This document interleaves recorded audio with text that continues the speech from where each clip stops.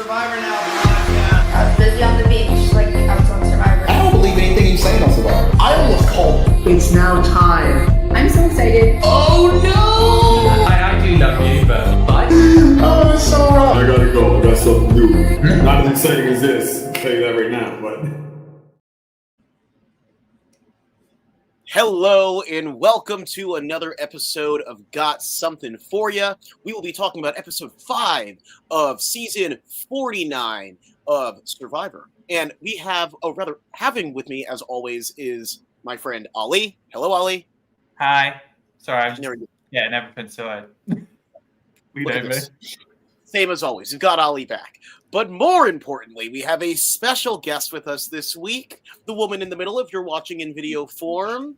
From last season, 48, we have Mary. What's going on, Mary? Hello. I hope it's okay that I brought my appendage, Gracie. She likes to hang. You know, I should have said that we have 2 special guests because the cat is just as special. We love kitties here. She's here. Yeah, she'll give her opinion and represent the feline community on their thoughts and takes for tonight. We just want to have all species. We want multi-species representation tonight, you know? I love it. Yeah. I love it. There should be more conversation about that, really. And just, you know, Mary, in the comments here already, some Mary love. Yay, Mary, Queen of Spark or Snuff her season. And that is true. I don't know if you ever ended up watching it. We do a pre-season show where you talk about everyone's style. And I think that we were all raving over your style on Survivor. So. Oh yeah, thank you. That little knit thing. Thanks, Ollie. I think that was how me and Mary bonded, right? Literally, yes, that was. She's the best dressed. That's on my draft. Yeah. And I was like, wow, he's so sweet. Great, thank you. Well, before we get deep into the nooks and crannies of this episode, I always like to get a little temperature check at the top. Mary, start with you. What did you think about episode 5? I thought it was pretty entertaining. I for one, thought the challenge was new. Hadn't seen that before. I feel like, in addition to that, there were a lot of good plays. I feel like people were pretty on top of things strategically. I don't know how deep to get into that, but should I give some examples or we'll talk? Yeah, sure. I mean, we're going to get into stuff, but yeah, go ahead. Yeah. I feel like people were thinking really fast, Savannah making it. Well, first off, Nate just being hey, MC, what if we collaborate? Right. Thinking of that while being exhausted. Incredible. Savannah basically getting Jason to pitch himself to Nate so that Nate's the one who's calling the shots instead of her. Genius. So yeah, I was thoroughly entertained. And of course there were also some scenes where I was entertained because I was thought it was funny when the contestants might not have thought that they were trying to be funny, but that's part of Survivor. Always got to have some of that in an episode. There we go. Ali, what were your initial thoughts? I mean, initial thoughts, I actually thought it was quite a good episode. I know people have kind of been meh on this season, but for this episode, I thought we got quite a lot of good character and kind of plot development. Could have the ending could have been an email, but that's fine. Sometimes we need that, but yeah, I thought overall we saw some good developments, and I like that we had different stars of the show. I feel like we've been getting kind of the same kind of stars of each episode, and I'm glad we saw different people. I think that's a great way to put it. I also feel like we actually got to shine some spotlight on some folks that we really haven't heard from in a while. Some really ever this whole season, which is great because I feel like what's nice about Survivor is getting to know the full cast of characters. And, some seasons are better and worse at that. Mary, I actually think that your season was actually pretty good at that. Yeah, I feel like you really got so? Yes, I feel like you really got to see, a lot of the different, folks playing the game. And maybe it's just your tribe was the Disaster Tribe, so we really got to know y'all. But a lot of us, yeah. I will say, I wish they would have showed more Bianca and Chrissy. But I guess you can't do it for everyone. You can't show everyone's story. Right. And they always say that the second half the story is based around like the winner and like their relationship to the people. Like if you have a good working relationship or a really bad one, then you'll get a lot of screen time. But I think you're right. Generally speaking, I feel like everyone kind of got, not everyone, but a lot of people got their chance to speak and be heard. Yeah, I think what it really is that 49's visual bar of just really showing everyone out there has gotten to a point where I'm looking at 48 and I'm like, man, I feel like I really got to know everyone there some more. But alas, I also enjoyed this episode quite a bit, and I'm excited to get into it. Ollie, can you please do the honors? There we go. Also, Ollie, are you frozen? I just want to make sure. I don't know. Can you see me? He is frozen. He's frozen. You look great though in the scene that you're frozen in. You're like fucking stunting. I mean, actually, I've got it on the side. I can see. Why? Oh yeah, showing. Oh god. Okay. You talk out. You're back. But yes, here we are rejoining New Hina after their first tribal council as a tribe. And they just voted off Matt. To me, it seems like they did an all right job of sort of trying to console Jason at after him having to get rid of his buddy off of his original tribe.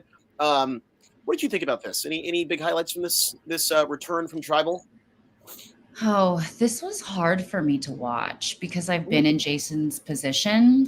And like when people are like trying to be nice to you, it's like, okay, yeah, I thanks for at least, trying to be nice. But it's like, I know he didn't want to do that hug. You know what I mean? Like that, can we all do a hug? That's like more so for the people who just voted out the last person. It's for them to assuage their own guilt so they don't feel like they're assholes, which you're not. You're playing a game. But like, as we can tell, Jason went to go sleep on the beach. I've been there. Where you come back and you're like, I don't want to fucking sleep next to you. I don't want to be at my most vulnerable around you. I don't trust you. And so when they did this and he had to pretend to be like, thank you guys. I'm so happy I'm still here. Like you have to do that, Yeah. You have to do that if you want to stay in. But my heart just broke when I saw him sleeping on the beach. This poor baby. I know, yeah. I felt like really, and correct me if I'm wrong, this was like your Vula beach, wasn't it? Was this? Yes, it was. Yeah. Wait. I think so. I don't know, actually. I thought I remember at one point watching the show and some shit going down and being like, that's my beach. It's fucking cursed. But so it might be this one. I think it might be this one. But no, I completely agree with you, Mary. Like that hug, I was like, it's such a cliche thing to do now in Survivor. And I feel like if I was on the show and I was like, and everyone's like, let's go for a hug, I'd be like, why? Half of you just voted for me. I'd be like, I know. I'm going to give myself some peace and just go there. Yeah, and also like dignity, because it's like you're already hurt, and now you have to like pretend that like you're not hurt and that everything is okay. It is so not okay for Jason, but he has to try to stay in people's good graces. Yeah.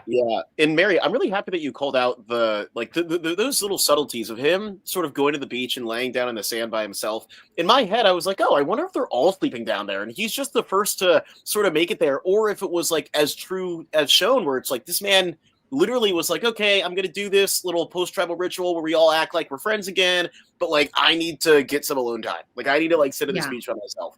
And like, well, it's not even that. It's not even that he's choosing alone time, is that he's choosing to be away from them. He doesn't want to be alone. Nobody wants to sleep alone. Right. I would be personally very scared to sleep out there by myself, especially considering what happened to Jake. I'm like, just a couple of years ago. The fact that he's sleeping there, he's like, snake or not, like, getting bitten by a great snake is better than hanging with these guys. They're just all day. That's how you know how he feels. Right. Literally. So that is a really, really good call out. I'm happy you brought that up. But yeah, there was definitely a lot of assuaging of, oh, Jason, it's not that bad. Trust me, it was like a Matt thing. It wasn't a you thing. It was a Matt thing. Yet in confessional, Savannah is talking about how things feel personal because she hated that Hina chant so much that that things are personal between the two tribes. I found that so funny. We don't have a slide for that, but I do want to give a highlight there. Ollie, looks like you are ready to say something, please. I mean, she's not wrong. like, I mean, we'll get into it later, but the spirit, again, I mean, I'm saying this as someone that clearly is just, I love people. But I was like, the spirit tunnel, I was like, oh. Yeah, so I understand why she was like, I'm over the Hina chants, personally. Yeah. Those chants were always like, for me, kind of like the worst part like about going, like stepping up to the mat to play.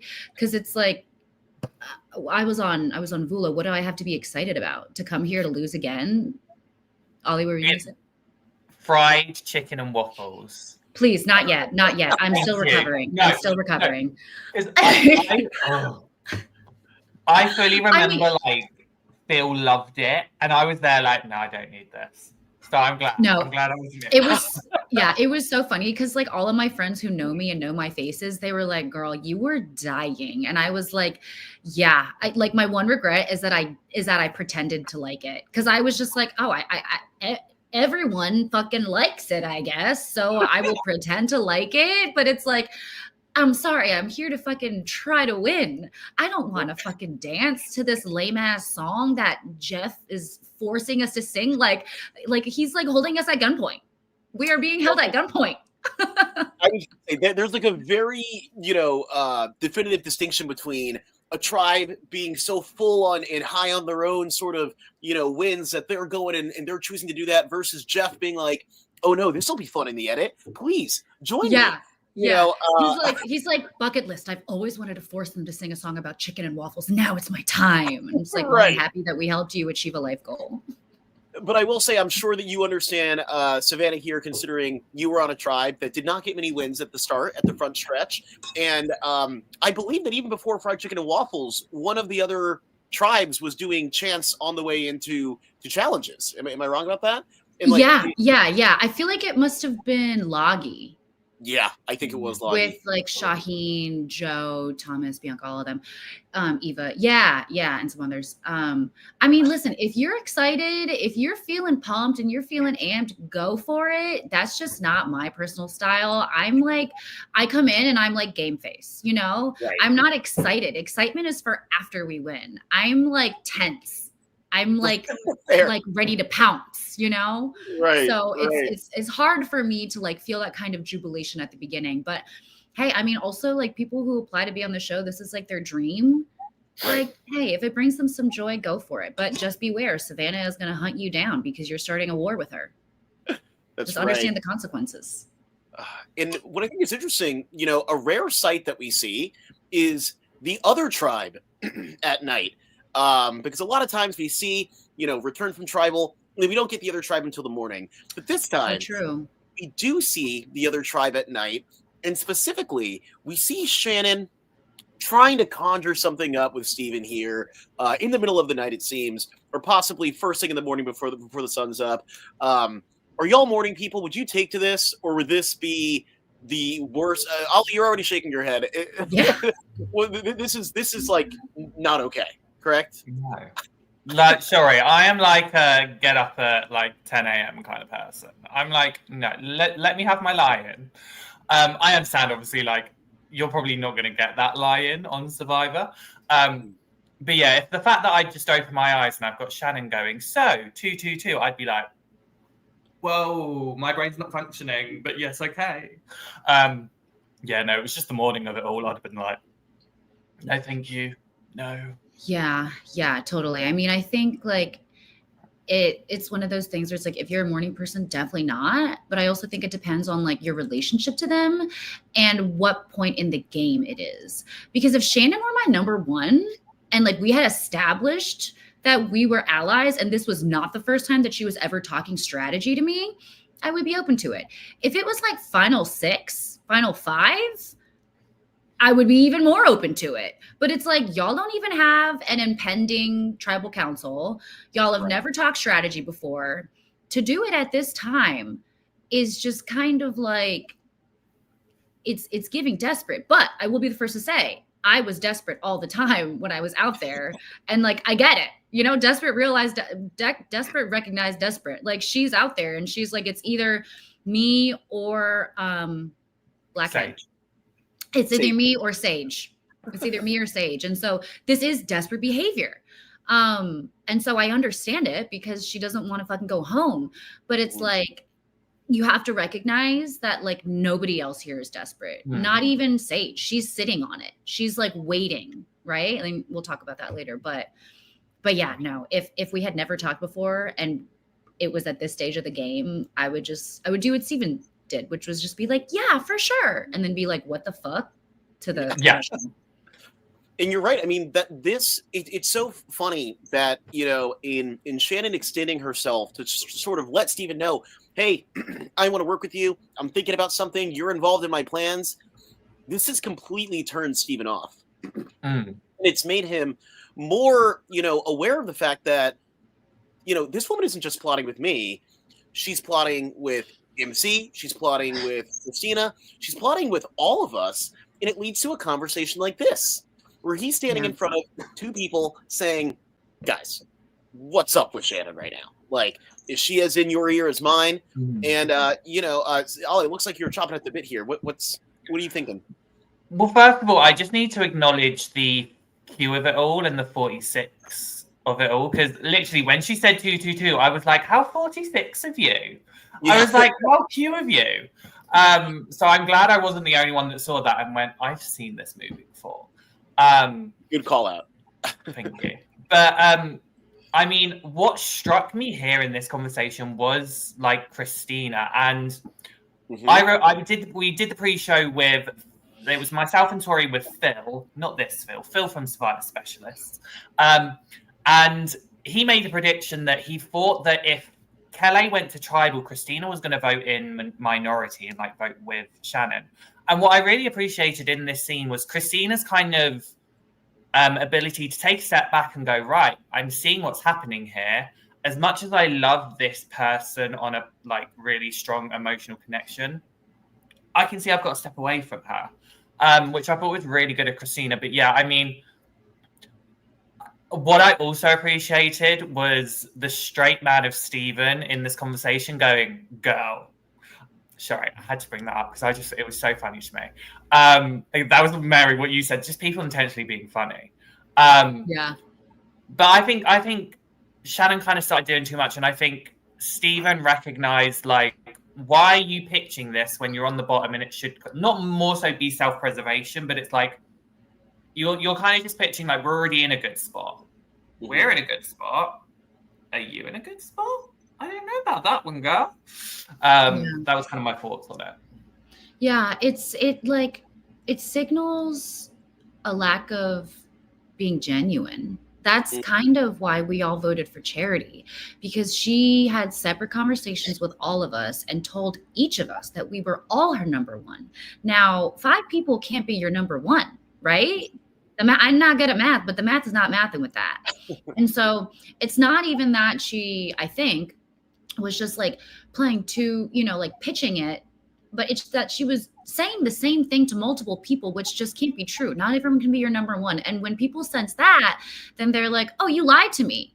Oh, shit, what else are you lying to me about? And then that immediately tarnishes your trust. And I don't know. It's not looking good for her, I don't think. But yeah, Ollie, what you were saying about Christina, like, she was smooth, you know, like she gave her opinion honestly. She was like, I'm really fucking with Shannon. And then when they were like, oh, she was like, oh yeah. And that's the way you have to play. And that's why, you know, Survivor is tough, because someone that you really connect with, who you really trust, who you trust, if your allies don't, well then, you know, if you're smart, you'll go with your allies.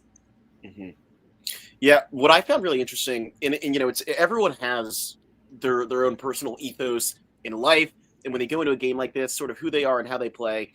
And Christina's so funny because even when Steven sort of tees her up to be able to be like, yeah, I don't really trust Shannon either, whatever. You're right, Mary. Like, she was so honest, and she didn't just say that she was sort of feeling Shannon. She also said Alex.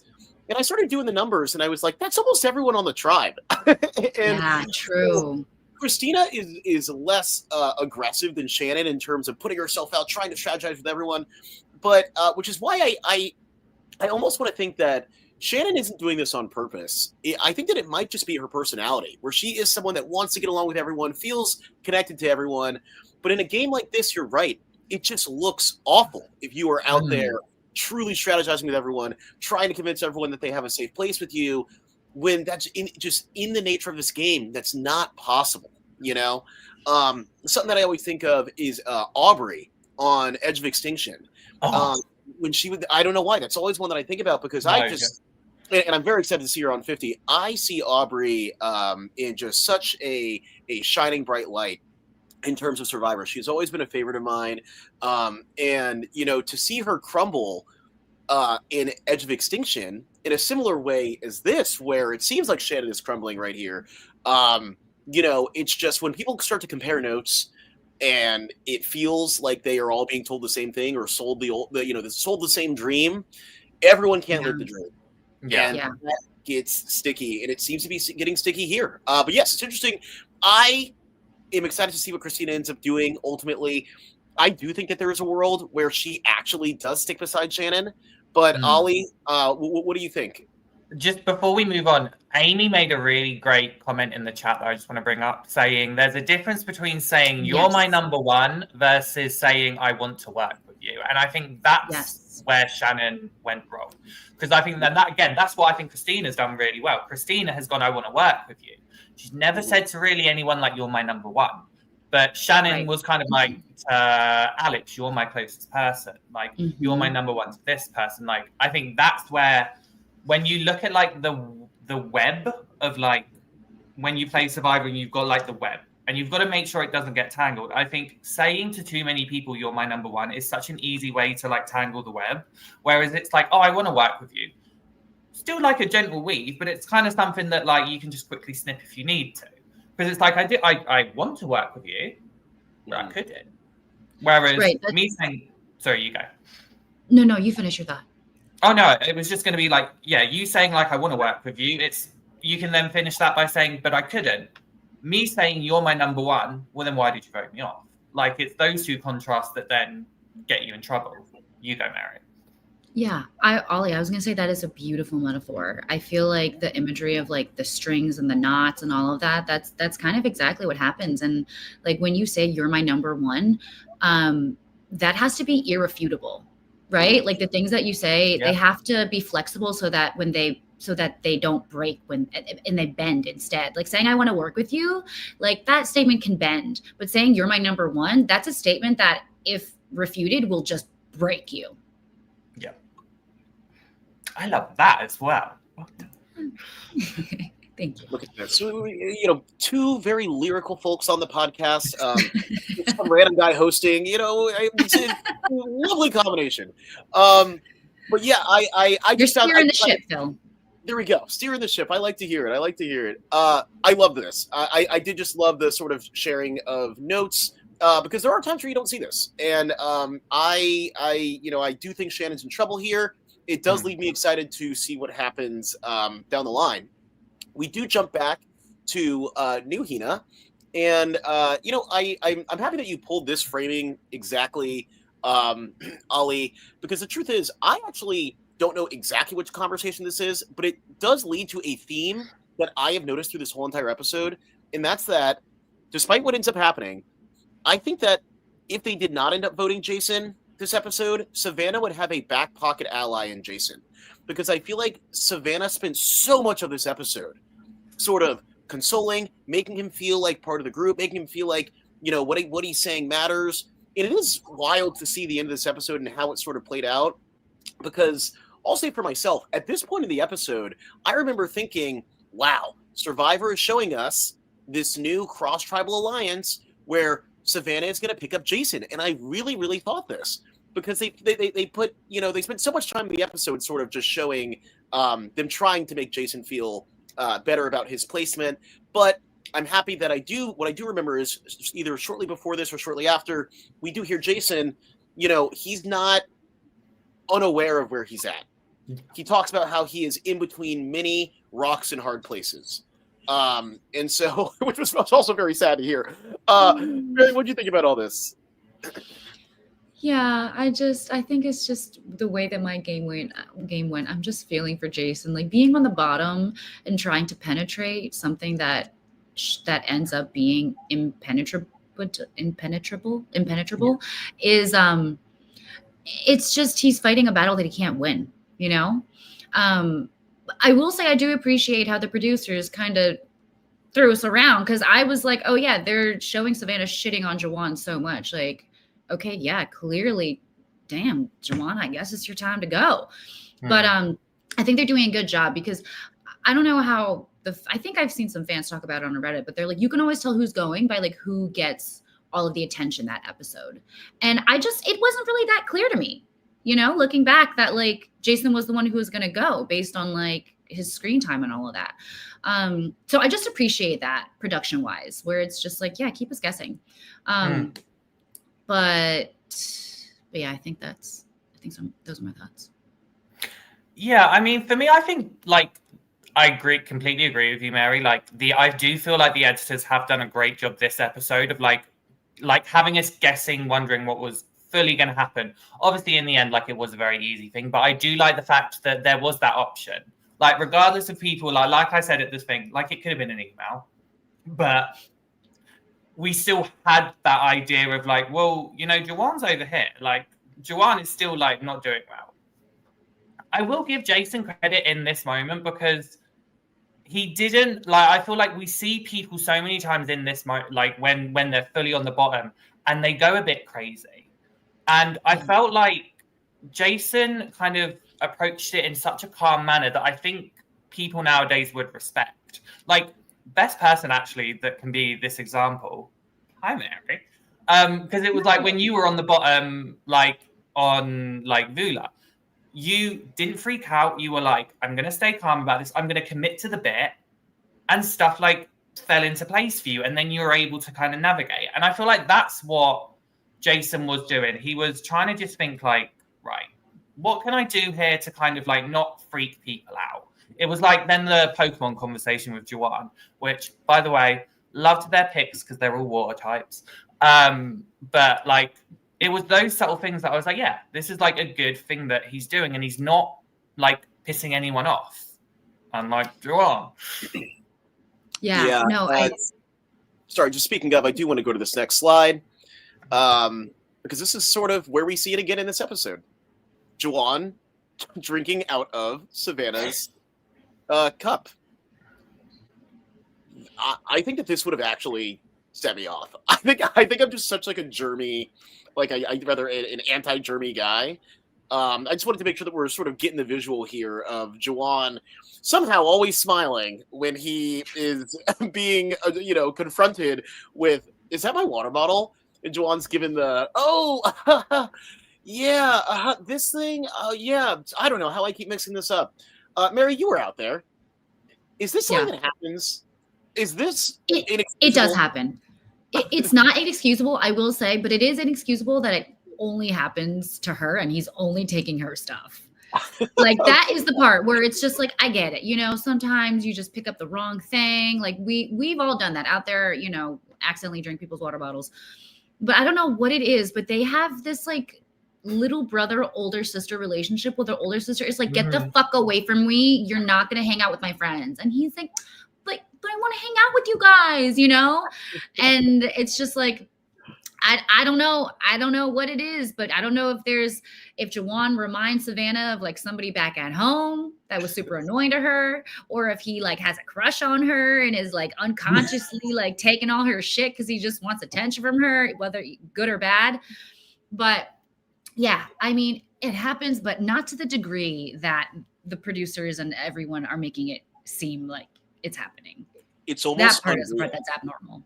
Yeah, it's almost unreal to me, Mary. Like, which is why I'm so happy to get your real lived experience being out there, because I'm literally looking. I'm like, there's no way this is happening like this. Like, you know, from the bag to now the water bottle, and you know, the initials.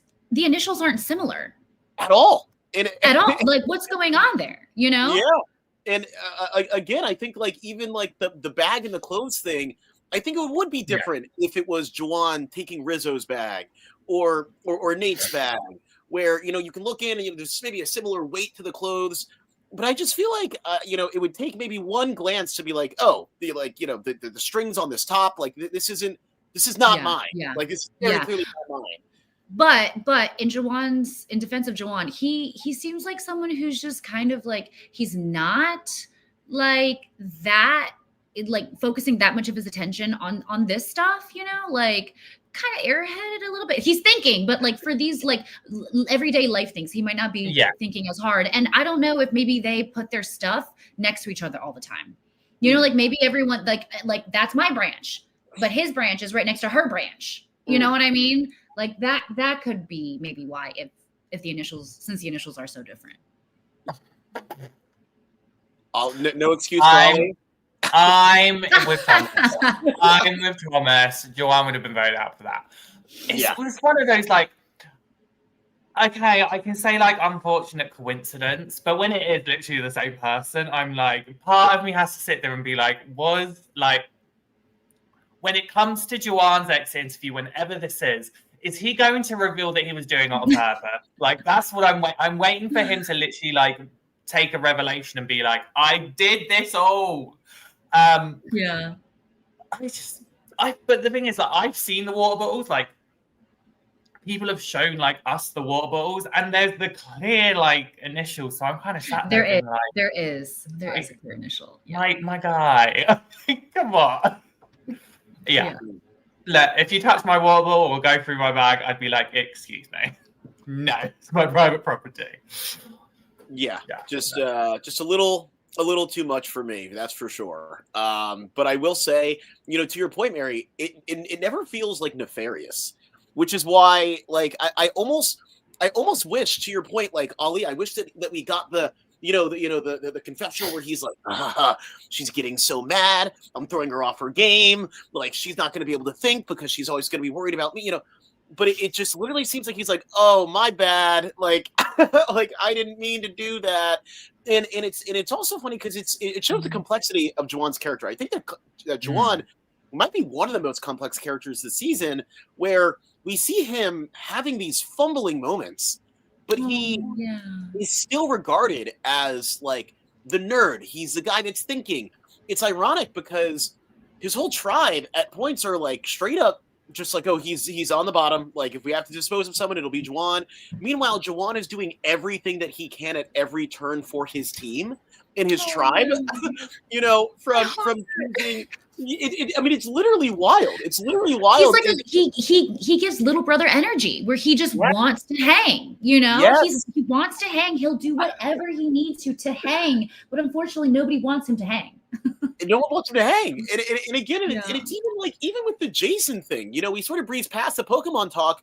I think that out of everyone, he makes Jason, like, Jason is like, I feel like Juwan is like one of my friends. Like, he's someone that reminds me of one of my buddies. We're both the two nerds in the gaming. Like we're sort of, it's either me or him, you know. And I think it's so interesting. Just, you know, I will say, like, you know, not to bring, you know, my own family into this, dunking on my cousin, but I always say this about my cousin. My cousin is so smart. He had like always had a high GPA, but he's ditzy, and it's sort of where I realized, like, ditzy and being smart are almost in two different categories, because he is just like, he's airheaded, but he's brilliant. And he'll do like he's very Juwan-like. He just does the dumbest things where I'm like, dude, what are you doing? And they used all their brain cells for the important things, so they've got none left for the little things. That's a great way They've to got put the it. academic spot. They've got the academic smarts, but not the street smarts. Like, that's where I'm seeing it. That is just truly, truly where I see Juwan. I'm like, this dude has no malice to anything that he's doing, but he keeps tripping up and pissing people off. Specifically, Anna, really. But let me see if we got we got Bruce in the chat here. Survivorisms saying, hey guys, how's it going, Survivorisms? I also see you in the chat. How you doing, Brian? Moving back to the other tribe, though, we see Shannon once again getting along with more people on her tribe. Her and Alex are getting along so well that it's actually bothering Sage. We see Sage looking from the corner, being like, Alex is under her spell. I mean, I imagine that, you know, even to me, like I say, I look at this from the outside, it probably does look like Shannon has all these people sort of spun around her finger. And at this point, Sage is not aware that people like Steven have saw you know, seen through this. did you ever have an experience like this, Mary, where you're seeing two people get along and you're just like, wow, they don't see it yet, or it just personally bothered you because you were not in that group? I hear Ollie whispering. I said nothing. I did not say anything. Hi, Eva and Joe. Oh, yeah. I mean, but they were off in their own world, so that was just like, yeah, do your thing. I'm trying to think of another situation where I was similar to Sage, where I felt like I was seeing something that like nobody else was seeing. I think it was with Charity. Like I feel like Charity and Shannon are kind of playing. Shannon is playing very similarly to the way that Charity played. Interesting. Before she got voted off. Hey. Oh no. Jeez, girl, move it. It's aggressive.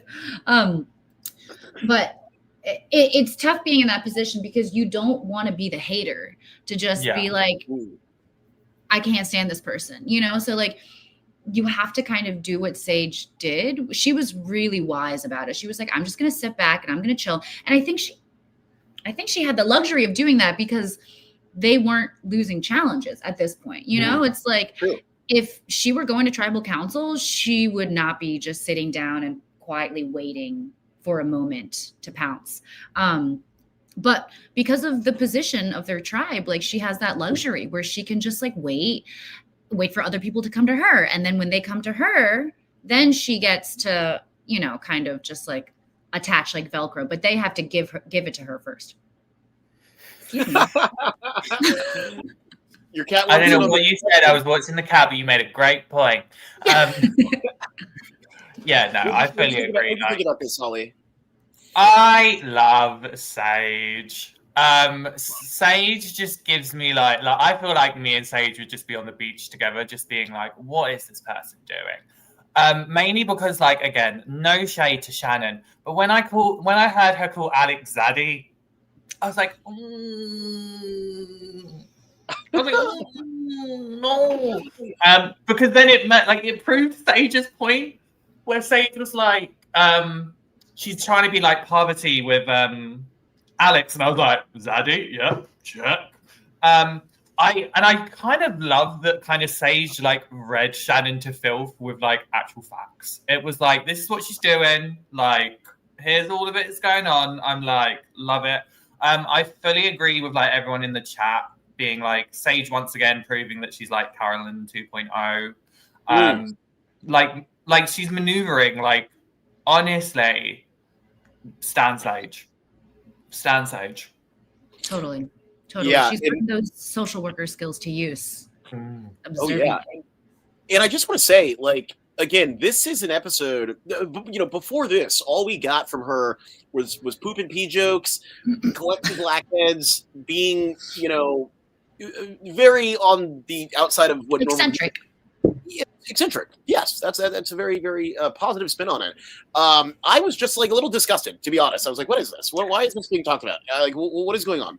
And I'm happy that we are realizing that this was a veil for what was to come, which is this Sage, which I have loved to see, because it is so clear that she is tapped in to every part of what's going on here, but she also has the self-control and the patience to not jump out and be like, guys, look, I'm seeing something that you guys aren't seeing. She is waiting for people to come to her. Ollie?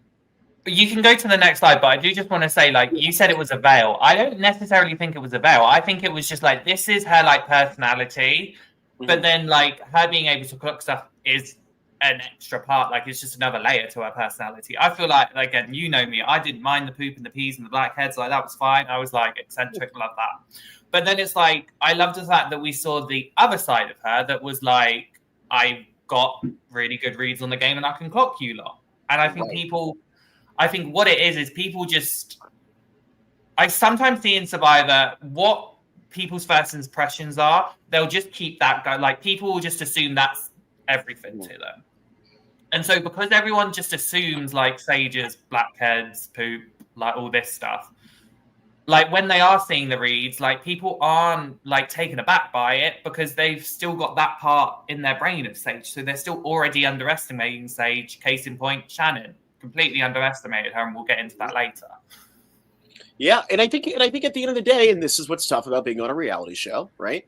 Like the editor has final decision on what's shown and when, you know, because up until this point, we really haven't seen the other side of Sage, and I think that taking the silly, you know, eccentricities with the strategy, you know, it just creates a dynamic whole human, which you know, who's going to scoff at that?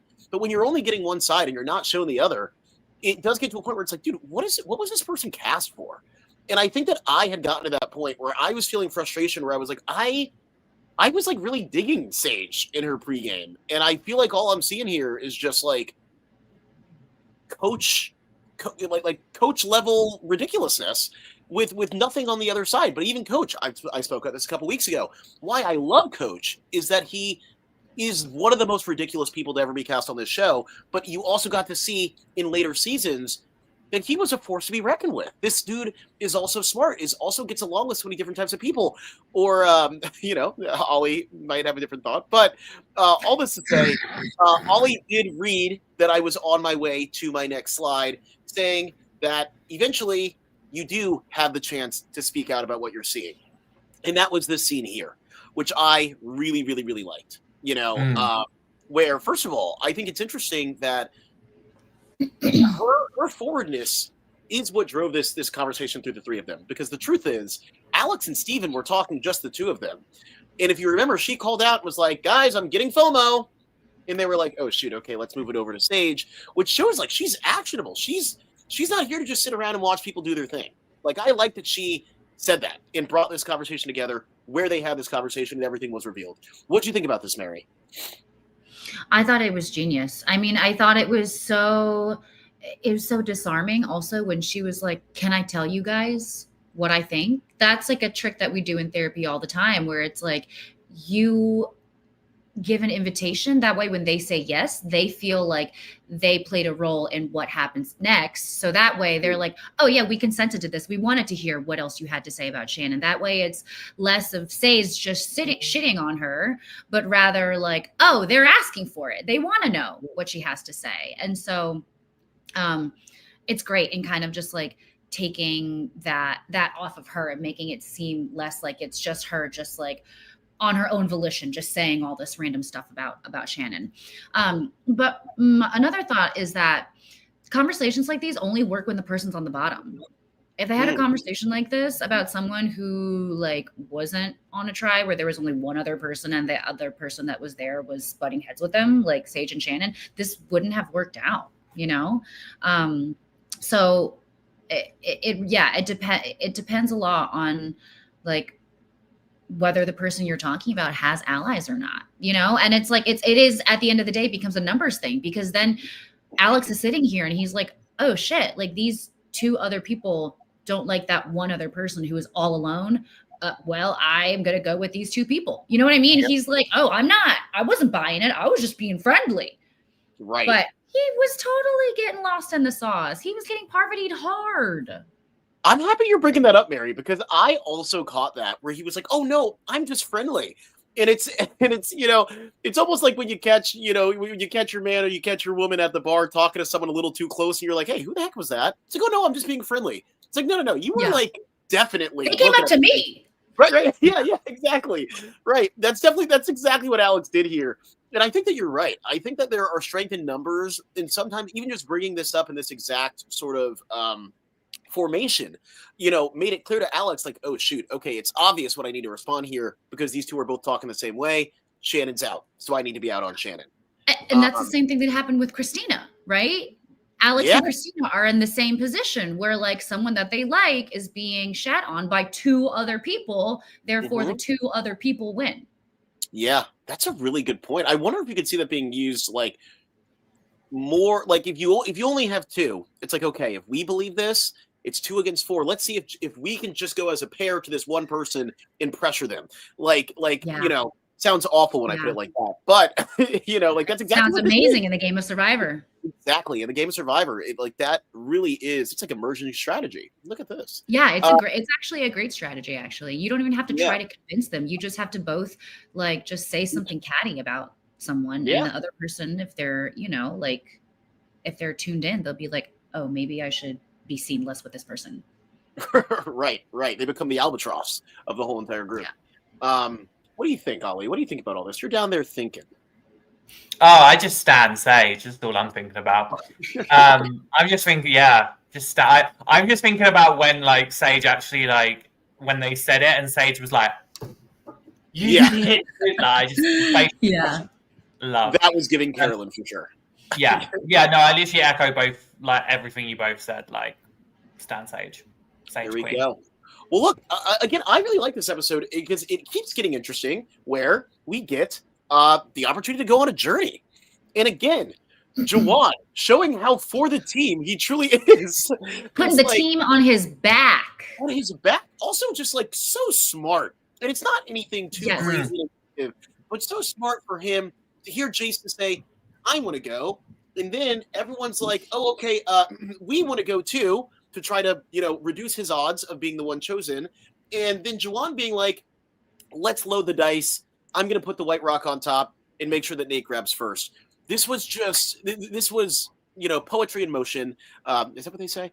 It was just something beautiful to see. And again, it's just so funny to watch Jawan at every corner be so selfless and think about his tribe in the way that he's by his tribe is like, Jawan, like he gets so annoying. But what do you think about this, Mary? I thought that it was a testament to Jason's ability to try to build trust that not everyone ended up volunteering. Because I remember when I was on the bottom and I volunteered, all of a sudden, as soon as I volunteered, all the other hands shot up. Because everybody was like, we don't want Mary to go and we don't care if she knows. Wow. But with Jason, they were like, oh, Jason was trying to build trust. He was trying to get to know people. And that trust that he was trying to build made everyone else feel like it would have been socially uncomfortable and uncouth and inappropriate if as soon as he wanted to go, everyone else raised their hands. That's why it was just two people, Savannah and Nate. And I think that's a testament to Jason's game. That's a good point. I like that you highlighted that. Ollie, what was your thought on all this? Honestly, I actually really liked Jawan for doing this. I thought it was like just so catty and I was like here for it. Also, just side note, love this jumper. So sorry, that's all I had. I kept watching this moment being like Spark for sure. His flame vibes are lit. By the way, I just want to say, are we in for like an amazing post-merge with Jawan? I feel like Jawan has showed that he is so capable in this game. And you got to think about it this way. He has been able to show this on so many occasions with having such small wiggle room from his tribe, because we as the audience know where he really sits. And perhaps maybe it's because he doesn't necessarily know how, out he is with certain people like Savannah that has allowed him to sort of keep stepping through this game with confidence, but it looks good on him. And it makes me like really excited to see what he can do when he gets a little bit more wiggle room. Like in a weird way, like I've just really been getting a little hot on Jawan, even with, all these people on the outside feel comfortable with Jawan, whether it was Matt the week before to give him the master plan to vote off Nate, to Jason this week, where he feels close to his, like we're seeing all this. And I want to know what's coming for this guy, but I also really like this too. I'm happy that we saw it. Alas, Nate, do you want to say something on that, Mary, or? Yeah, I wanted to say, I wonder if it's because Jawan doesn't know that he's on the bottom or because he knows he's on the bottom, so he feels he needs to prove himself and prove his worth. And so that he can try to elevate his status from the bottom to the one not on the bottom. And I also do wonder I think him being on the bottom makes sense because he's close to the people who got voted out. If on the hierarchy, he's right above them. He's one step above them. So he's right next to them. And I think that's why he is so close to them. I don't know if it's like a chicken or the egg. He's on the bottom because he's close to them, or he's close to them because he's on the bottom, But either way, I'm super excited to see see Jawan's journey, because I feel like, especially what happened in Final Tribal Council, or not final, but just this episode's Tribal Council. Don't want to jump too far ahead, but like I think they're like developing his arc. I can't wait to see where it goes. Yes, definitely. Moving on to this journey, which honestly I've seen really mixed reviews about this journey. So I want to hear what you guys think. Just to throw myself out there, I love this. I absolutely love this journey. I've heard people's frustrations coming from the fact that, it was essentially like lose a vote or just save your vote. It didn't feel like there was an overt sort of prize for completing. But at the end of the day, I think that what happened here is that like Nate changed the game in front of our eyes, because the prize was the advantage that could have been grabbed by either of them. It ultimately was not grabbed by either, because Nate just it was, I thought that it was brilliant. It sort of just shifted MC's framework of this whole entire journey to be like, oh no, let's work together, because what's most important is that we both have our vote. Let's not even think about this advantage, because he knew, within himself that he had didn't have the best chance winning against MC. What do you think about this, Mary? I think that Nate was able to change the game because MC allowed it, because it was in her best interest. Because she was already like I forget exactly the mechanisms by which everything was happening, but wasn't her vote at risk? And if she lost it, then she would have lost 2 votes, right? Yes. Yeah. So it was in her best interest to like play it safe too. But yeah, Nate totally changed it. He made the prize not losing your vote instead of gaining an extra vote or gaining some other advantage. And I don't know if someone else, I think I might have listened to another podcast or something about this, but, and I might be recycling this, but I truly believe this would have not happened. This would have been impossible if it were any other 2 other players. Like MC is like, I feel like super compassionate and like open to like seeing people as people instead of threats. Whereas I feel like Savannah kind of sees people as like ally or threat. MC is kind of like, that's a person, that's someone I might be able to work with, and Nate as well. You can see like Nate's like trying to really play the game with like being strong socially, but when he's like trying to show that he's a person by asking her all of those questions. I don't know how well this would have worked if it was someone else. Someone else, first off, MC, someone else might have just read the thing and just taken off. But MC is like very just, she's so fucking Gryffindorish. Of course she's going to be like, hey, come over here. I saw something, I don't think it would have worked if it were any of 2 other players. Yeah, that's a really good call out. I never thought about that exactly, where it's like, this was the perfect pairing to have this scenario play out. Because you're right. Someone else, a little more headstrong, perhaps, less compassionate about, okay, what are they thinking? And not just like, oh, no, I'm right. We're competitors. Would have heard what Nate said and thought exactly the opposite and been like, hey, he's just trying to bring me back. Even her coming back, seeing that the time was not out, like, I'll talk about, just for me, I think I'm a very compassionate person. I might have run back and been like, oh, he's looking out for me. But the second I saw that, I'd call his bluff immediately and be like, dude, what are you talking about? I'm going back out there. Like, I'm not agreeing to end this thing here. Yeah. But Nate made it difficult. Yes. Nate made it difficult for her to do that because he got on her good side and he was like, I'm not your competitor. I'm another person. I love being a dad.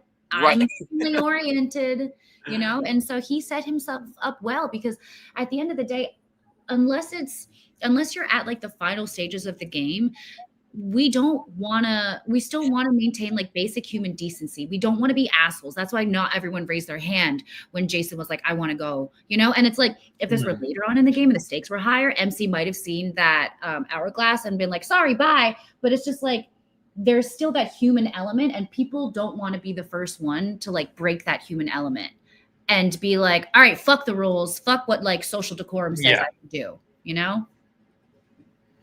Yeah, I definitely feel like these 2, like it being these 2, that human element was really there, which I liked.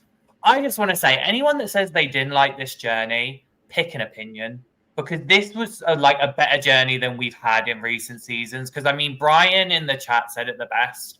Like, it was individual choice. Like, yes. And at the end of the day, if someone got the advantage, it was just the other person had to then finish the challenge to keep their vote. Like, there was no thing of like, if this person gets the advantage, you then lose your vote. Like, it was never that. There was still this choice. So to me, the journey so far this season, I need to thank CBS for actually listening to the fans, and actually realizing that, like, we have very smart opinions sometimes. Yeah, for sure. I feel like the fact that the journey was less fluffy and more simple allowed us to see people's character and people's personalities more, right? Like, if there's so much attention on like weaving back and forth and if this, then this, then that, then like you don't get as much wiggle room in terms of showing personality. But here it was so open and we got to see so much of both players' personalities. And it wasn't just you lose your vote. Like, there was that thing of you have the chance not to lose it. You've just got to do this in order to do it. Like, it wasn't like a clear cut thing of like chance. There was no luck involved. It was literally willpower. So I'm like, love that for me. Yeah. Anyone that says this journey sucked, you suck. Not me trying to. You heard it here first. You tell him.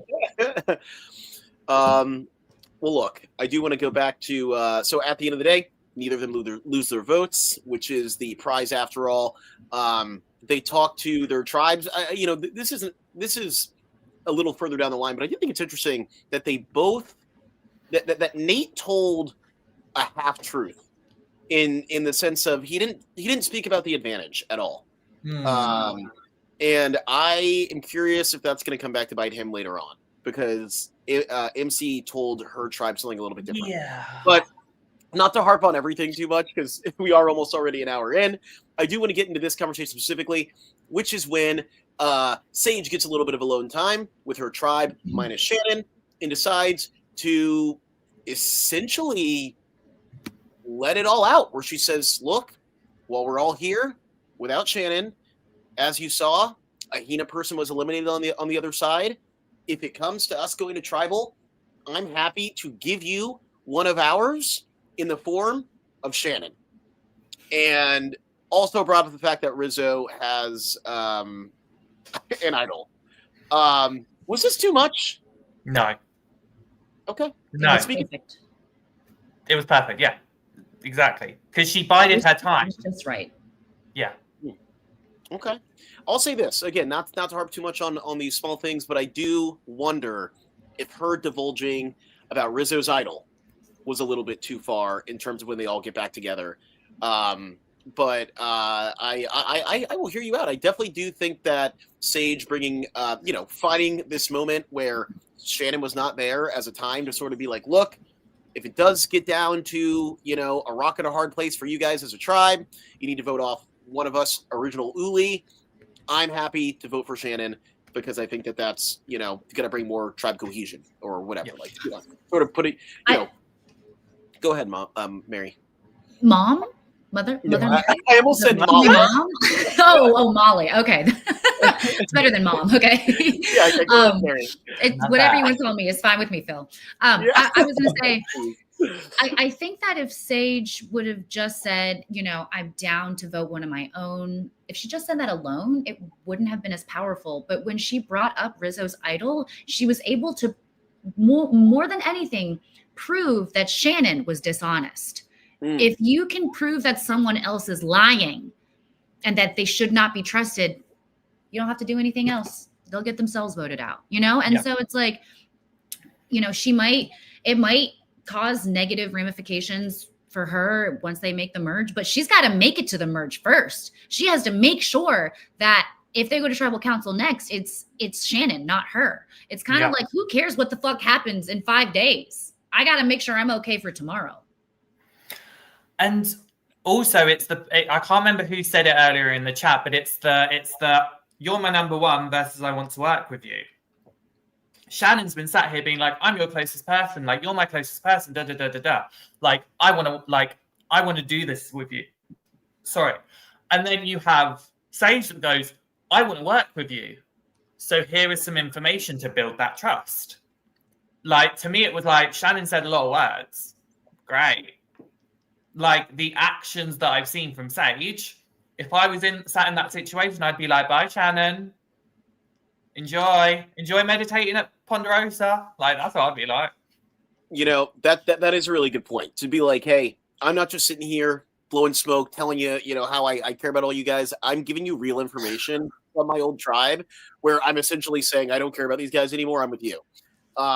Which kudos to Sage for that one.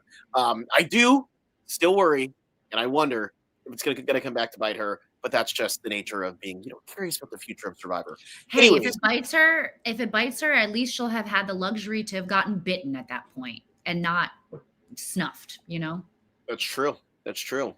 Moving on. This was just so funny. This hug from the two of them being like, we really haven't spoken in a while. Oh my God, yeah, and I miss you. Both still giving each other, the fake, congeniality. I respect it. I dig it. Also, I just want to throw it out there. When I said, when I almost called Mary Molly, I did get a text from a friend that I did not even realize was watching this. And they said, Mom, LOL. And I'm like, oh my God, did I really say that? Jesus Christ. Anyway, Mother Mary. There we go. Thanks, moving along to the challenge here. Before we do that, we're going to take a little break and find out something about bracketology. Welcome to Bracketology, fantasy sports for reality TV. Bracketology provides fantasy football and bracket-style games for Survivor and 33 other reality TV and award shows. We offer free-to-play, season-long fantasy games for Survivor across 4 different game types, ranging from a March Madness-style bracket to weekly elimination confidence pools, and finally to a fantasy football-style game where you draft a team of contestants each week. Depending on what they do and say during the episode, based on a predetermined list of rules, is how they earn or lose points. You can create and join a public league, like the Survivor Now League, or you can create private leagues with your friends. Make sure to check back in after the episode to see how your teams did. In addition, Bracketology also offers daily fantasy pools. Utilizing 2 in-app currencies, coins and bucks, users can enter pools with either currency, answering a slew of multiple choice questions about what they think will happen during the episode, or about other related Survivor or other pop culture news and contests. The top 25% of point scorers in each currency will receive a split of the prize pot. Play with coins for fun to climb the social leaderboard, or play with bucks for your chance to earn real cash prizes. Download the Bracketology app for free today. Good luck. Wow. That looks like fun. And so does this challenge here. I really enjoyed this challenge. I don't know if I would enjoy playing in this challenge, but what I liked about it is that it just genuinely seemed like a ton of work, and it was very physical. And not to say that, the challenges that I watch every single time, I don't think that's physical, but like this was truly like they looked like they were, borderline suffering carrying this thing. And it almost did remind me of like old Survivor challenges where I would watch it and be like, dude, this shit looks tough. And that's why people watch sports. That's why people watch, any of these sort of like, gladiator-esque sort of events, is because you're watching people do something that you are looking at, you're going, oh my God, I don't know if I would be able to do that. Like, that looks freaking tough. And we got that here. What'd you think about this challenge, Mary? I thought it was great. I love that they're putting in challenges that we haven't seen before. Like they're putting a lot of team effort challenges. And I really appreciate that. And, I think it's just a great challenge when the producers slow-mo everyone's face and everyone looks awful. Like when everyone's like, oh, I was like, the producers know what the fuck they're doing. But yeah, I think I'm just really digging the whole group effort challenges. And yeah, I also do appreciate that there wasn't a puzzle at the end of this. Like I'm kind of sick of the format where it's just like, it always hinges on the puzzle and the little brainy nerd at the end. It's like, let's have a baller determine who wins or not. Yeah, that's right. And it's one of those things where it is still spanning different skill sets in things like power versus dexterity, right? Being able to actually throw something in a bin. But if it's always just agility, intellect, it feels a little samey. It's like there are more skills out there, power, things like dexterity, things like this. And this did feel definitively different. Any highlights for you, Ollie? Nate telling Rizzo to shut up. That Yeah. was hilarious. That was hilarious. I loved it. I was just like, not because for any people, like, I don't want people now thinking like I hate Rizzo. I don't. Just like him, yeah. But I was like, just naming like Rizzo, shut up. Was hilarious. And then I felt bad for Sophie because she's had such a bad run, and then like Rizzo elbows her in the head. Just little things from Rizzo for this challenge. No, I agree. I love that it was just like pure physical. Like I love that it was just like there was no like puzzle because look, yes, the puzzle is the great equalizer. We all know this, but it shouldn't always just be that. It should be it from time to time.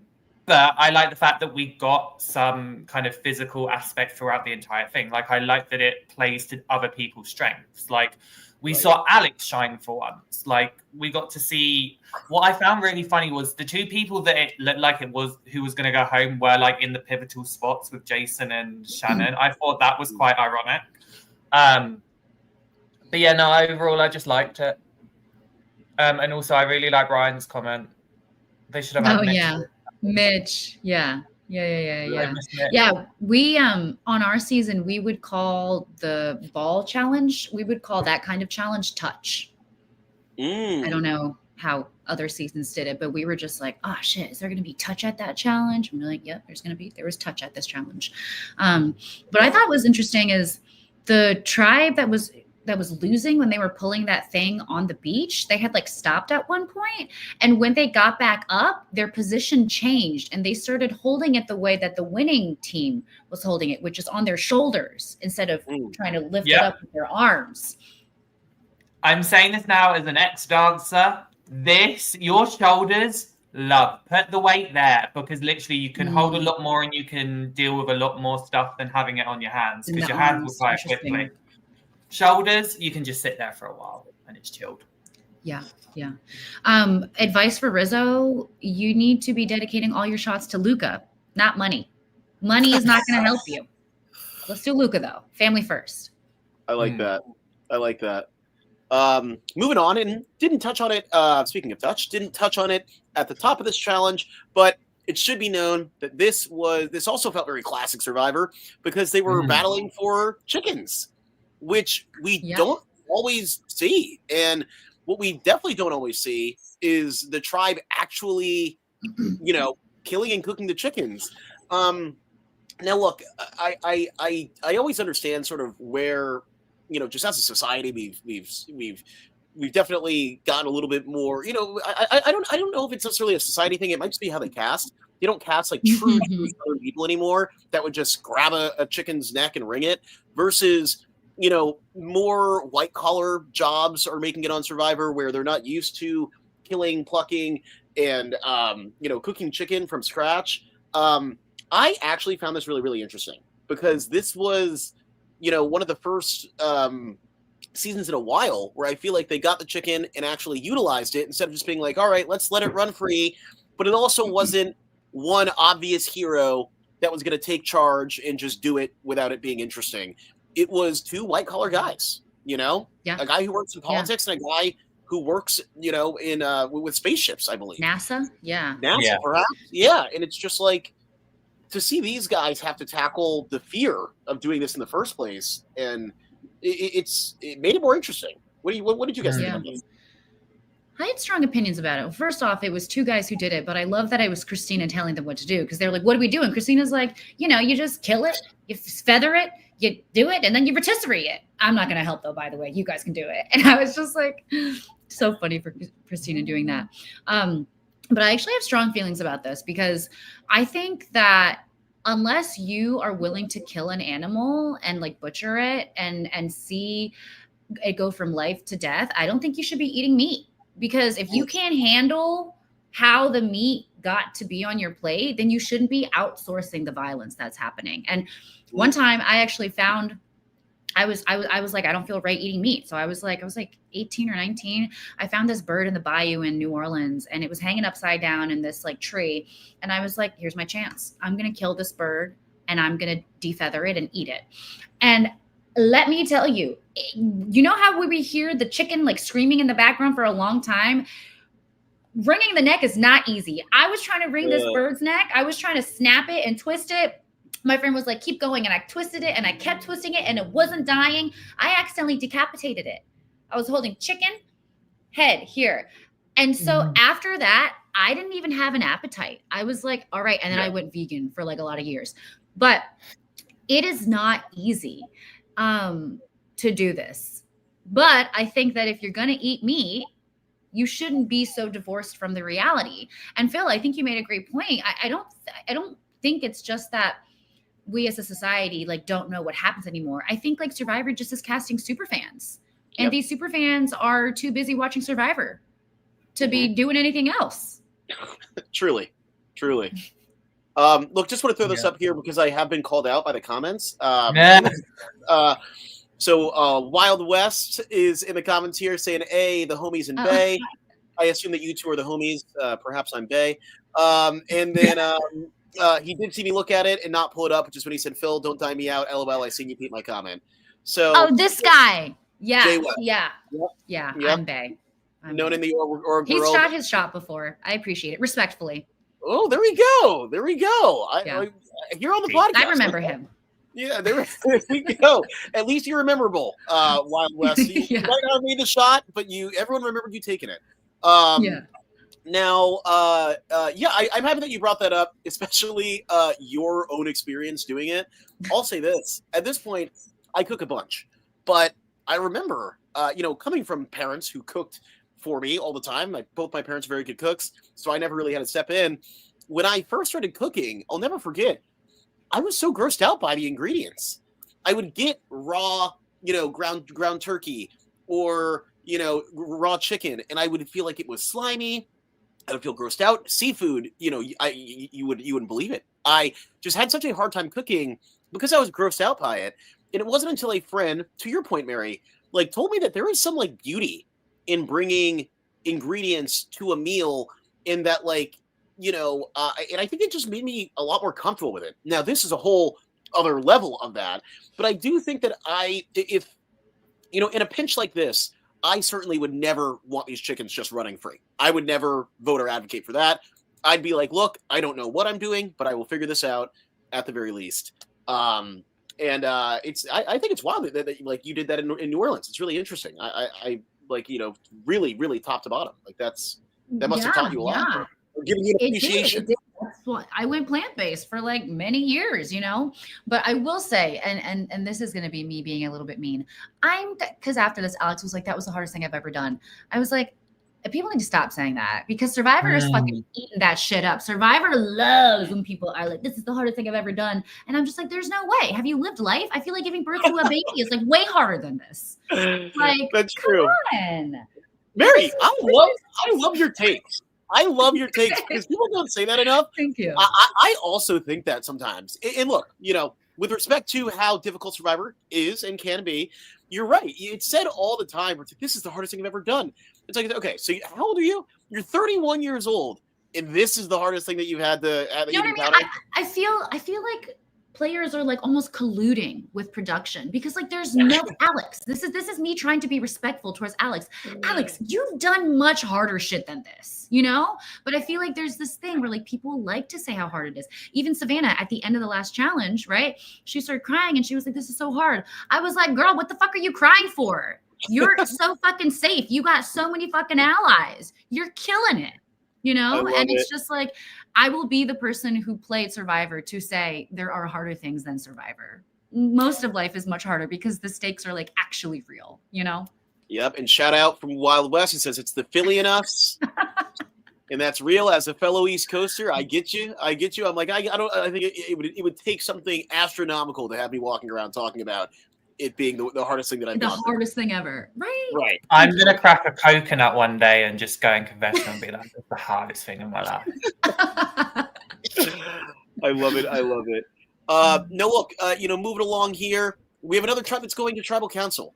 And we see sort of Jason, at this point, I do think he believes and knows that he has to fight for his life here. He finds a lot of comfort in Jawan. But at the same time, with Jawan sitting here talking with Jason, sort of trying to make him feel comfortable, it's interesting because everyone else is deliberating between the two of them. So it's ironic that, again, Juwan is, in his own way, doing the hard work of, look, I'll make sure that Jason feels comfortable so that he doesn't start getting any wild ideas. And they're back there being like, okay, so Juwan or Jason? Are we sure we want to do Jason or should we do Juwan? And again, you never know how much is just in confessional for just, giving us options. But I did find this interesting that, while Juwan is doing something kind for his tribe, it is ultimately between this outsider and Jason and him. I mean, Zan said it in the chat. Like, Juwan, the very main reason Juwan did this was to make sure no shot in the dark was played. But yeah, because he knew if the shot in the dark was played, he was going to go home. That's why. Part. Nobody else would have given a fuck if the shot in the dark was played. Savannah doesn't care if the shot in the dark is played. Her ass isn't going home. I just wish that he'd then said that part. But yeah, I've lost my train of thought. Can we talk about Savannah? Can we talk about Savannah?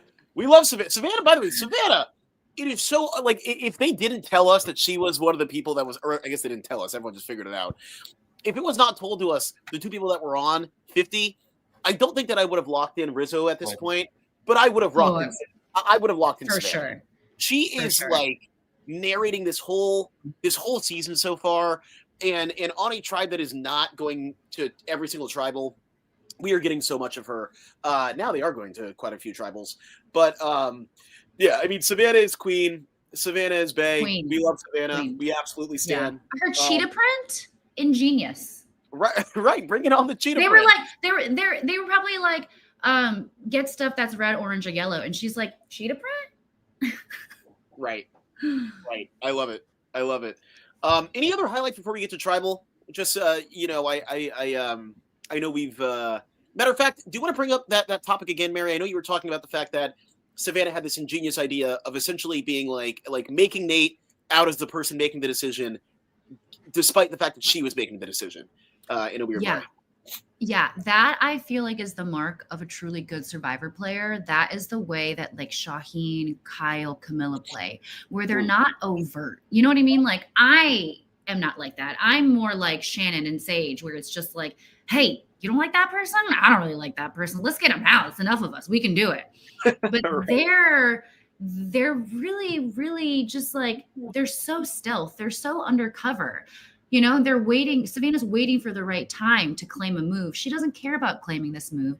And in fact, she knows that if she were the one who others viewed as responsible, it would bring the heat for her, And so I think it's so ingenious when she basically was like, hey, Jason, you gotta do this, but you have to pitch yourself.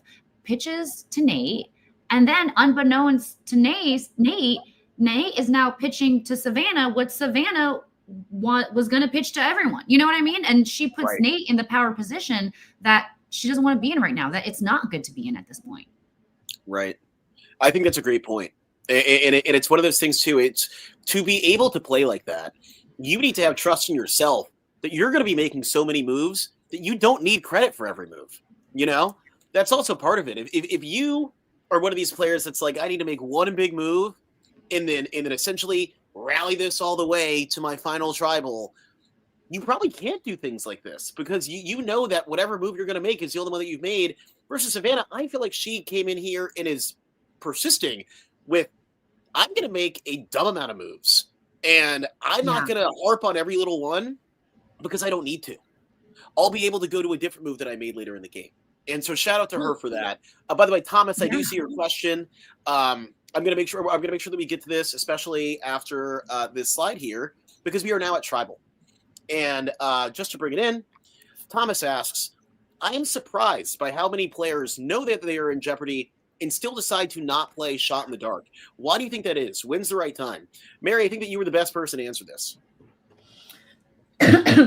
It might be the worst because every time I was in jeopardy, I played it.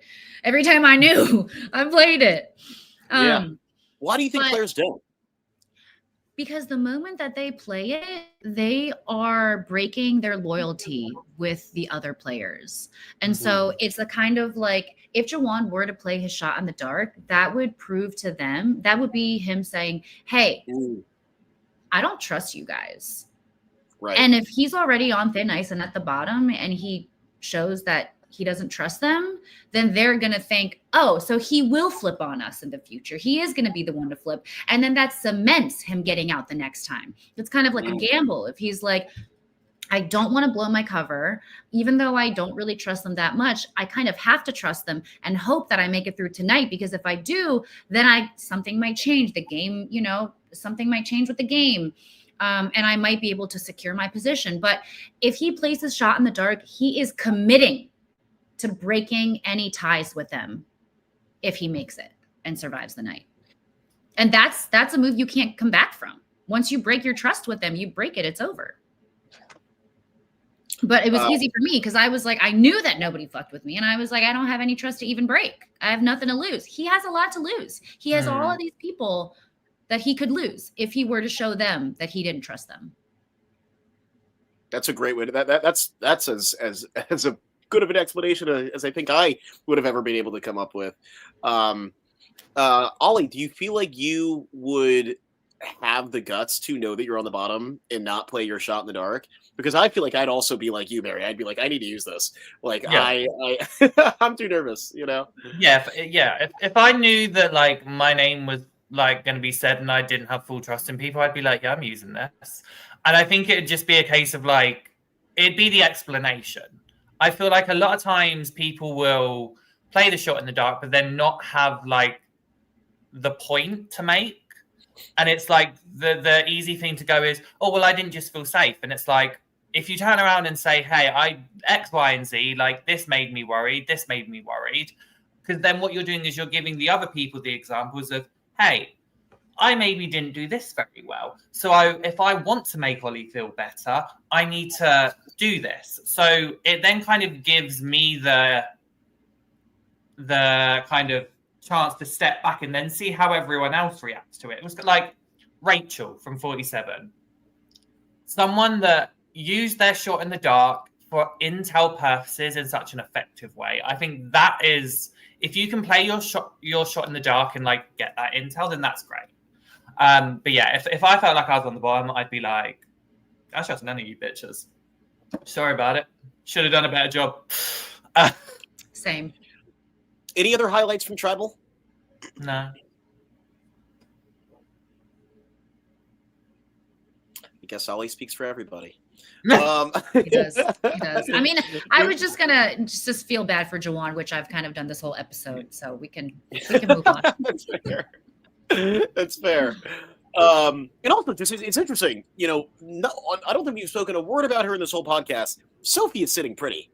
Just to be clear, like I don't think I've seen anyone just roll in and find their way so effortlessly to the point where I think she's sitting way better than Juwan. And thank God, let the girl rest. Let the girl rest. Earlier in the episode, when she was like, I'm gassed, I got nothing left in the tank. Like, girl, I feel that. I know it is not easy to constantly be fighting for your life, to constantly have all your nerves frayed because you're constantly thinking today's my last day. How many days are you going to keep thinking today's your last day and it's not? That's exhausting. So good for her. Even if she didn't choose to look like Savannah's best friend from home, it worked out for her. So I'm happy for her. Let her rest.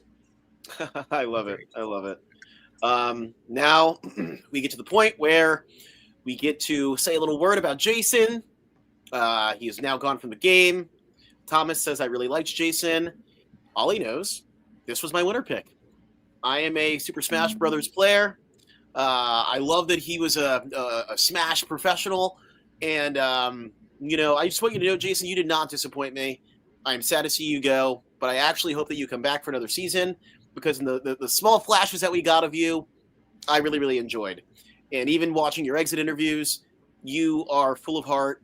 You are a good guy. And not that good guys always do well on Survivor, but I believe that you would have learned from this experience and you'd be better on your second run.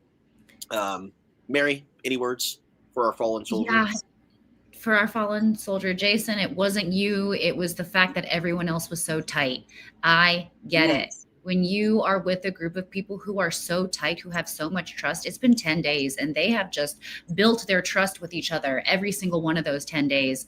Sorry, there's nothing you can do. Like, I was thinking maybe he could, like, throw some rumors out there that so-and-so did what. There has to be a seed of mistrust for that rumor to even stick. There wasn't even really anything that he could say about anyone that would have really stuck. He would have said that so-and-so did this, and someone else would have been like, hey, did you do that? Jason said you did it. And then boom, Jason would have cemented his own death. He did the best that he could do in the situation, which is try and work with them instead of going subterfuge and going against them. He got dealt a really, really bad hand, and I feel for him. Here we go, Ali. Bye, Jason. No, Jason. You're the worst. No, do you know what? I really appreciated that. Like, we saw Jason was the alternate. He made sure that was known from the second he got on. And I liked that we saw him play with such heart and be like, look, I wasn't meant to have this chance, so I'm going to make every second count. And I appreciate that, Jason. Like, he said it when he was like voted out, like 10 days more than I was ever going to get. And I also love that we saw something of Jason. Like, when you think back of Jason, you're going to remember him as the puzzle guy. You're going to remember him as like the king of puzzles. So like, I think he's better than Carson. Yes. So maybe we'll see like a Carson Jason rivalry on puzzles. Who knows? Yeah, I'm excited to see Jason come back if he ever does. Survivor, do your thing. But until then, we've got another segment here. This is the segment where we move Ollie to the top of the of the framing here. You know, if he's there all episode, he gets power hungry. But we like to throw him there at the end here for a Tribe Has Posted, a special social media segment put on by Ali. Please. Have we not got the intro? That's the Oh my God, I am so sorry. That's right. And there's always this lovely intro. Oh, okay.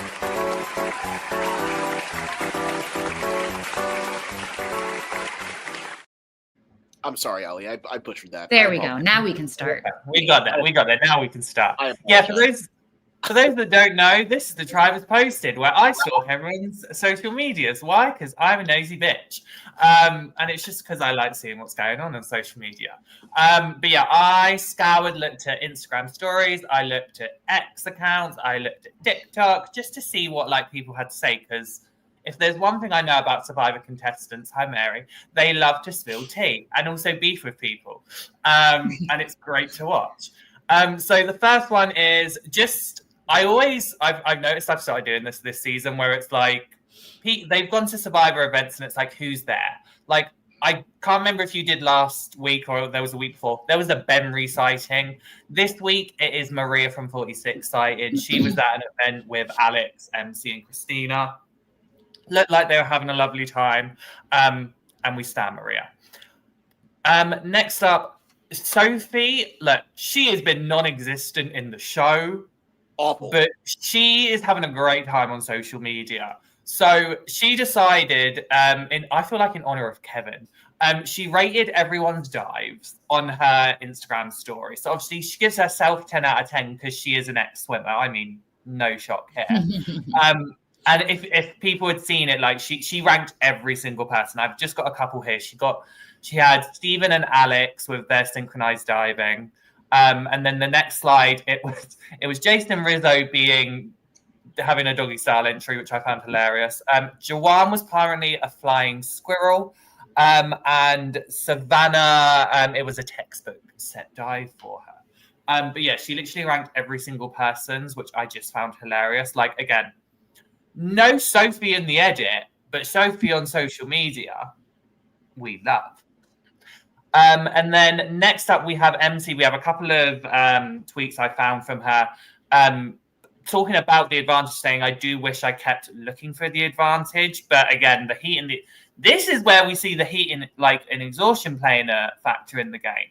Like, I'm glad that MC showed us and Jeff didn't have to try and say it 27 times for us to try and believe it. And apparently they did look for a good amount of time. Next up, we have, again, MC. She talked about the moment, because we didn't really talk about backstory that we saw of MC. But she kind of spoke about it on Instagram on her post, and I just wanted to throw it out there for people to go read it. It is a lovely read, and you kind of understand MC a bit more outside of all the edit. And then 2 Instagram stories from Jawan, which is my message to the Survivor video editors. And then also I can't remember the Golden Girls, but he's the one sitting on the chair, and then Rose. He's Rose, and then the Uli tribe is Dorothy. I hope you're doing okay watching these episodes. Bless him. He's not having a good time with them. From what I've seen, like he's like these couple of things, like he's bringing it into it. You go, Phil. Yeah, I was just gonna say, I think that it's one of those things where, like, it's gotta be tough to rewatch, I'm sure, and I've never been on Survivor, so I don't know what feels better when you find out that everyone was talking smack in their confessionals about you, and people that maybe you thought liked you more than they didn't, or if you're just getting a general positive edit is helpful, because I do feel like the audience is not made to not like Jawan. You know, I feel like he's getting a good edit. Like, we are made to understand why Savannah is annoyed with him in you know, their little back and forth, but we are not made to dislike Jawan. And I feel like, in a weird way, what I would be more hurt by, truly, and it's just shame. It's hardly any space to talk about her. Is like the Sophie edit, not Sophie B, the Sophie where, you know, you were out there, the purple, the purple edit. It's like you literally made it to merge. And we're not even able to see you. Like, that's gotta feel awful, because in your head, you know, you're the star of your own journey. We all are. Yeah. But it's like to then see it on TV and be like, oh my God, wait, they're only showing me rolling my eyes, like being mad at the other tribe and complaining about food. It's like a double negative. It's when she's disrespectful. It is to not show anything. Right. I think that would hurt me more. It's giving Chelsea Townsend from Ghost Island. Ghost Island. Yeah. And I think everyone knows this. Everyone knows I love Chelsea. And I had a rant on one podcast where literally Randy had to like just put me on screen, where I basically told the producers to F off. Because like Chelsea Townsend, she was a strategic mastermind on Ghost Island, but it wasn't ever shown. And I feel like if we get to the point where after the season everyone goes, no, Sophie was like in on it. Sophie knew exactly what was going on. If I get that, I'm going to go to the producers and be like, what did Sophie do? And why are you being petty? That is how I feel about it. Right. It's tough to not be shown, because it's like, love me or some artist said this in like my middle school song, love me or hate me, I'm still an obsession. You know what I mean? Like, you still want to be talked about. If you wanted to be on Survivor, clearly you want to be seen. And so it's hella disrespectful to not even show them. And Jawan, he's probably having a hard time watching it. But Jawan, don't worry. You are made to be very lovable. Everyone is with you in doing that to Uli. You're good. Yeah. You're good. Don't worry about it. Just don't steal my water bottle. It's the only thing. Just don't steal my water bottle. Then no more water bottles. By the way, Mary, I listened to that song a lot when I was a teenager. Just who sings it? What is that song? Lady Sovereign or something like that. Oh, Lady Sovereign. Yeah. Love me or hate me, it's still an obsession. Yeah. Love me, that is the question. If you love me. Yes. Okay. Anyways, I'm telling you, it's an East Coast thing. Go ahead, Ollie. Yeah. No, keep going. No, we're not doing that. Here we go. Moving on. So these are a couple of, again, Sophie, shaped by Sophie. We didn't clock this. Like, they had a little, like, it reminded me, this is going to sound such niche. It reminded me of, you know, Bug's Life. If anyone watched that as a kid and he had that shape. Very much was giving that vibes. And then Jake, even though he's out, he was posting, he made a cocktail called the Snake Bite. So it's a reel of him making the snake bite. And then the other one, I believe, is Jawan again, and it is the Pokemon. It's just a reference to him and Jason being Totodile and Mudkip. I loved, Awesome. Cute.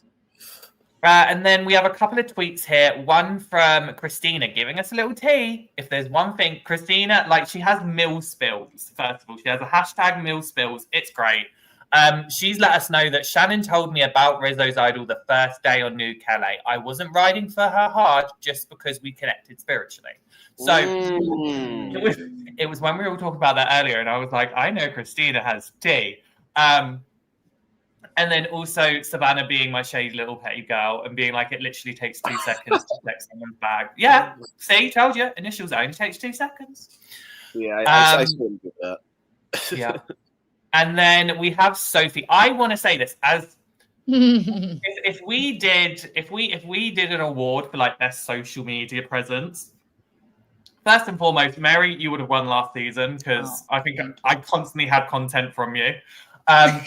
Sophie would currently be winning it for me this season because she is always posting and it is so funny. Like, this is her tweet going, maybe I'm the problem. And then it's the other one. It was an Instagram story. I think she posted it yesterday. And it's just talking about like how exhausted she is, but it's going up from here. So I included it because I was like, there was a little crypticness there being like, it's going up from here. Does that mean she's finally going to win? Does that mean like we're going to see like the rise of Sophie B? And if that's the case, the question will be then, why wasn't she on 50? But that, I digress. And then we have 2 more things. It's Savannah again. I will say Savannah and Sophie B, like queens of social media this season. And the reason I put this in is because it was kind of a little bit of an homage to Mary, where someone had commented something and Savannah clapped back. So I was here for it. Because the person said, like, your all talk is behind his back. If you kept it real, you would have put him in check like Abby did. And she's kind of said, I'm not necessarily trying to keep it real. Like, I wanted him to still feel like he could work for me. And I agree with this. Confessionals are my time to let off some steam, like venting to a friend. I think that's like, I feel like people are allowed to be confessional thugs. Like, have the time to do it. I definitely would be. I would be like Courtney Yates in confessionals, talking smack about every single person. So I'm here for it. I regret not talking more SPAC. I was trying to be professional because I'm a therapist. So I was like, I can't go too crazy, but I wish I would. I mean, even in your confessionals are still spicy. Like even if you were keeping it. I love it. And then just the other one. It was a girl power talk in the what's it called? Instagram stories. Mm-hmm. Okay, we're now moving on to polls. For those of you that don't know, I post polls on our X account at Survivor Now Pod, so you can have the chance to vote for them and have your say because we reveal the results now.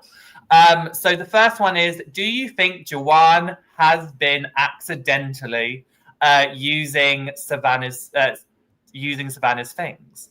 So yes, genuine mistake, unfortunate coincidence, or no, it was so on purpose. Phil, what do you think majority answer was? Oh boy, I think it's a genuine mistake. I'm going to say yes, genuine mistake, which is also an unfortunate coincidence, but I think it's a genuine mistake. Okay, Mary. Am I supposed to guess what people voted for most, or what I think what people voted for? Most? You can do both. What you would have voted for and what you think. I'm having a hard time telling the difference between the first one and the second one. I'm going to do unfortunate coincidence. But I think it was an unfortunate coincidence. But I think subconsciously, unconsciously, Juwan was trying to get Savannah's attention because I think he had a crush on her, and if he took her stuff, then like she would have to talk to him. I could see that too. Not gonna lie, yeah. Well, I can confirm that the majority did say unfortunate coincidence, 56%. The next one is: how have you been feeling about the journeys this season? So love them, gotten better, improving but needs work, still hate them, and then what's a journey? Just because I just thought I'd put that on for just shits and gigs. So Mary, what one would you have gone for, and what do you think the majority answer is? I would have gone for what's a journey, but I think the majority picked improving but needs work. Phil? I would have gone for improving but needs work, but this is a Survivor community. I think that the majority said you think the majority what? Sorry? What'd you say? What did you think the majority said? Still hate them. Nope, 50% Oh. love them. Got better. Oh wow. 17%. Phil, I was gonna say, I thought you were gonna be right because yeah, Survivor fans are haters. See, but this just goes to show that our community, our Survivor Now community, Yes. is just Sweethearts. far and above the rest. Yes. Yeah. I feel like that's because half the time we're sat there being like, if you're going to be a dick, we're going to call it out. That's what I do half the time. And then the final poll is, what would you do with the chickens? Eat them all, eat one, stock up on eggs, set them all free, or ignore them, boo chickens. Eat Phil. them all.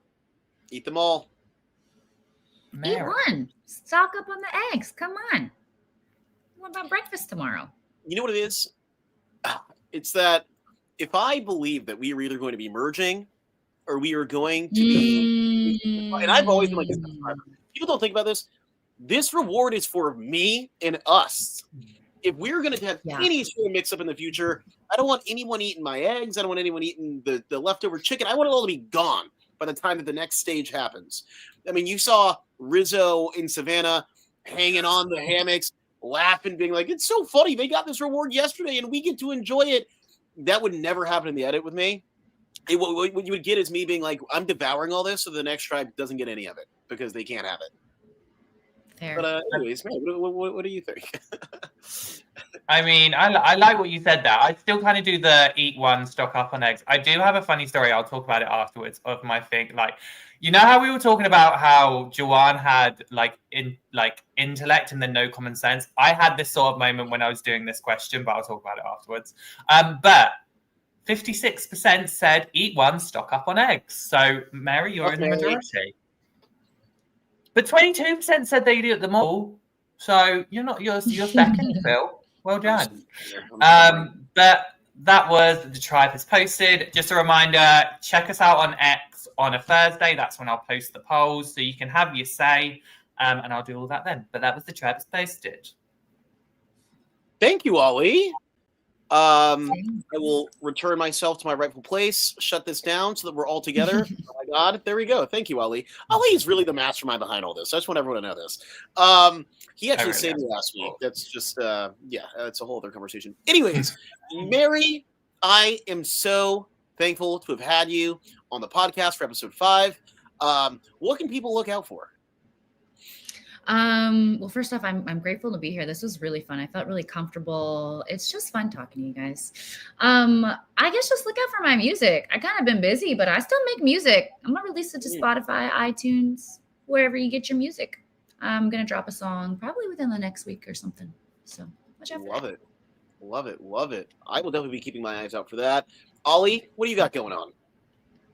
Nothing much. Just chilling, vibing, waiting for the next episode. But do you want me to just mention the schedule and all that? Yeah, I was going to say, forget what you have going on. What does Survivor Now have going on? Let's talk about the group. First of all, just remember we got a Patreon, and then we've also got a couple of cute things going on. Pride in the Tribe. There's a little series that went on. And also Babes and Buffs went on. That was Tori, myself, and we had special guests talking about all the lovely women of Survivor, and we made a dream team. So check that one out. And then our schedule. So we will always have our pre-show and after show on Wednesdays. The pre-show is at 7 p.m. Eastern, and the after show is obviously right after the episode. You've got Survivor Social at 8 p.m. Next week, they are going to have a 48 guest in Kevin. Kevin will be joining them. And then Stockwatch is at 1 p.m. Eastern on Fridays. And then obviously got something for you on Saturdays at 3 p.m. Eastern. We may have a guest next week. We're still confirming it, but so we're not saying anything yet. Don't want to confirm it. We will. Hopefully, yeah. Sorry, that is the schedule and everything. Well, again, just want to thank you, Mary. Thank you guys. I don't have anything going on except for got something for you. So you've heard it all. You've heard it all. You are welcome anytime in the future, Mary. This was such a joy. And until next time, let's enjoy some more Survivor. Take care, folks.